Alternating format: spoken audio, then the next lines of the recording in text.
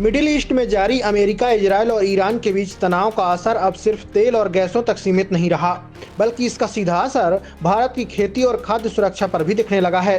Shipping रास्तों में दिक्कत के चलते सप्लाई प्रभावित होने के कारण खाद, गैस और कच्चे तेल की उपलब्धता पर दबाव बढ़ गया है। ऐसे में यह आशंका जताई जा रही है कि अगर युद्ध लंबा चलता है तो भारत में खाद की कमी, पैदावार में गिरावट और खाद की कीमतों में तेजी भी हो सकती है।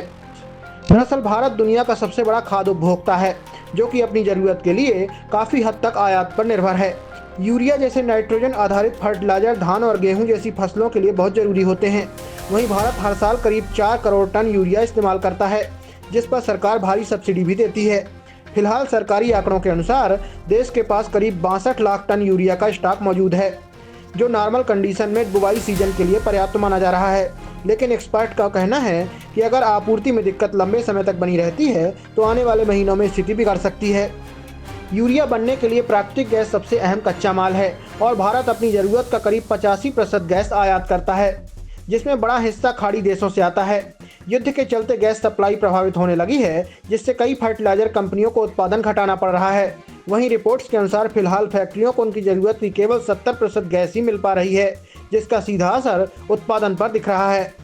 पंजाब और हरियाणा जैसे खेती से जुड़े बड़े राज्यों में अभी किसानों को इतना दबाव महसूस नहीं हो रहा है, क्योंकि वह आमतौर पर मई में खाद खरीदना शुरू करते हैं। हालांकि एक्सपर्ट का कहना है कि अगर सप्लाई में दिक्कत जारी रही तो खरीफ सीजन के दौरान समस्या बढ़ सकती है।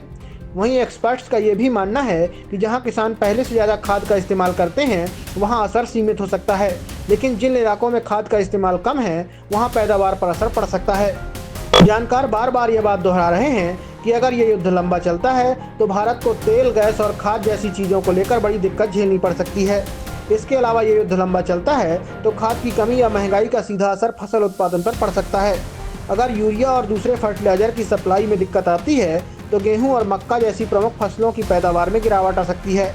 उत्पादन घटने का मतलब है बाजार में अनाज की कमी और कीमतों में तेजी।